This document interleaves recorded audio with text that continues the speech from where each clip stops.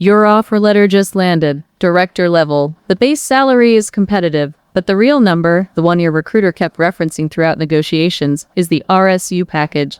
$400,000 in company stock, vesting over 4 years.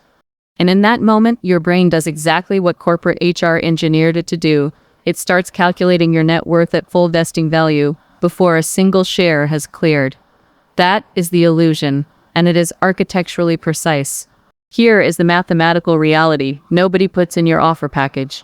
If your total director-level compensation is $350,000 in base salary and $400,000 in RSUs, your actual liquid annual income in year one is still just $350,000. The RSU component vests on a cliff schedule, typically 25% at the 1-year mark, and quarterly or annually thereafter. You are not receiving $750,000 of compensation.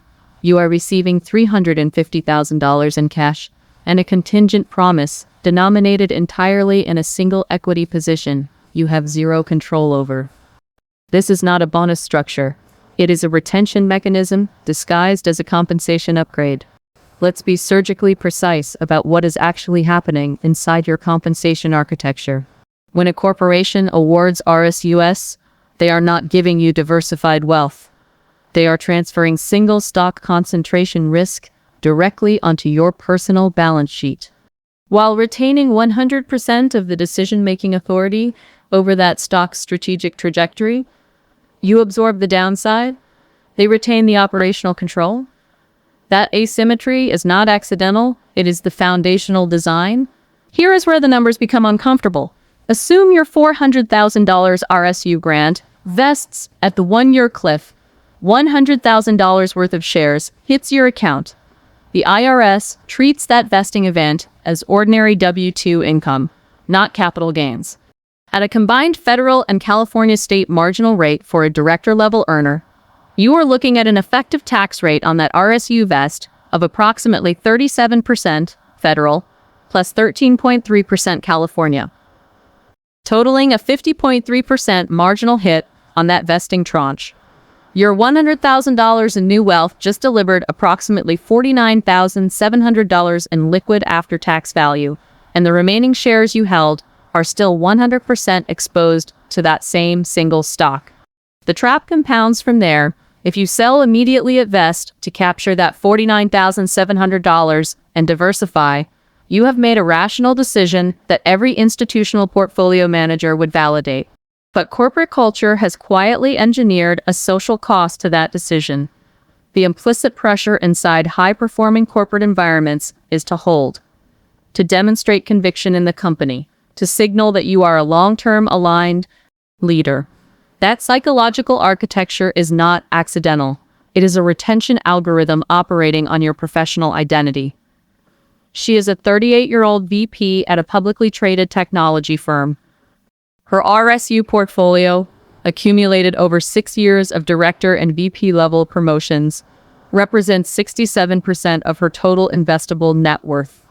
Her base salary is $320,000.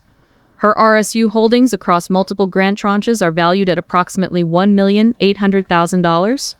She has never systematically sold and diversified because the informal cultural signal at her firm is retention equals loyalty.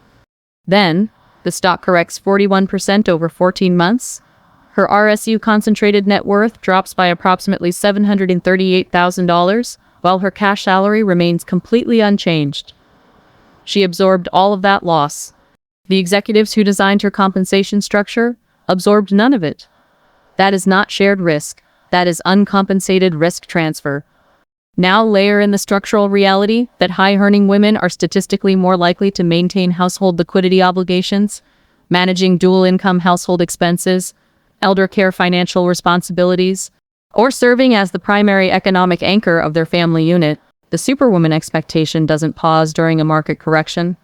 The mortgage payment, the private school tuition, the aging parents' care facility, those cash outflows are entirely indifferent to the price of your employer's stock on any given Tuesday, but your net worth is not. This is the concentration risk nightmare the offer letter never disclosed. There is a deeper structural mechanism operating here. that most director-level women do not identify until it is already extracting serious damage. It is the compounding interaction between RSU vesting schedules and your firm's internal promotion cycle. Each promotion, from senior manager to director, director to VP, typically triggers a new RSU grant with a fresh cliff. What this creates is a perpetually renewing golden handcuff architecture. You never fully vest out of one grant before the next promotional grant resets your timeline.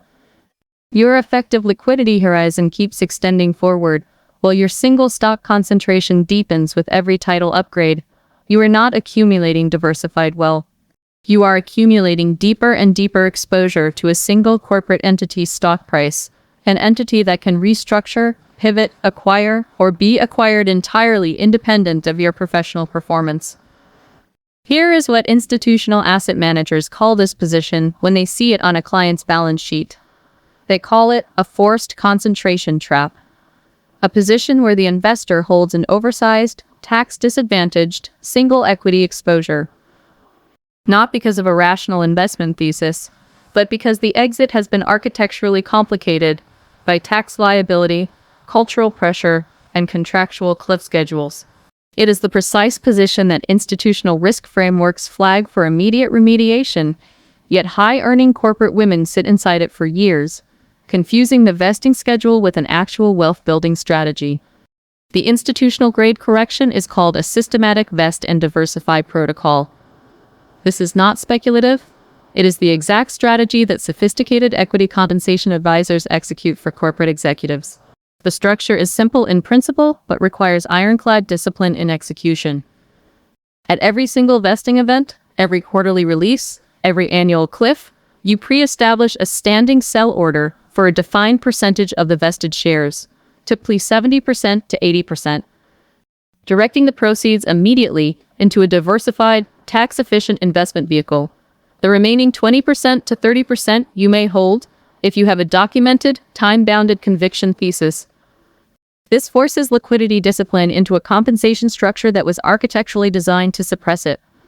Additionally, if your employer offers a non-qualified stock option alongside RSUs, the exercise timing strategy, specifically exercising options in lower income years or using an 83B election on restricted stock, can meaningfully shift your tax exposure from ordinary income rates toward long-term capital gains rates.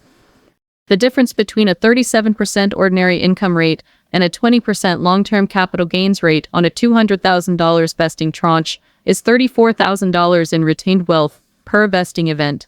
The architectural integrity of your financial life cannot be built on a foundation of single stock concentration risk that resets with every promotion. Your compensation package was engineered to retain your labor. Your financial strategy must be engineered to convert that retention mechanism into actual, diversified, portable net worth. And here's where the structural trap tightens one more layer. When high-earning women finally do execute a disciplined vest and diversify protocol, the most predictable destination for that newly liquid capital is real estate. Specifically, a primary residence upgrade that feels like a logical reflection of director or VP level status.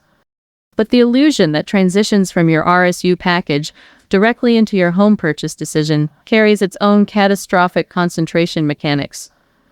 Mechanics that the mortgage and real estate industry have quietly institutionalized into a financial trap, one that stalls executive-level wealth accumulation for over a decade.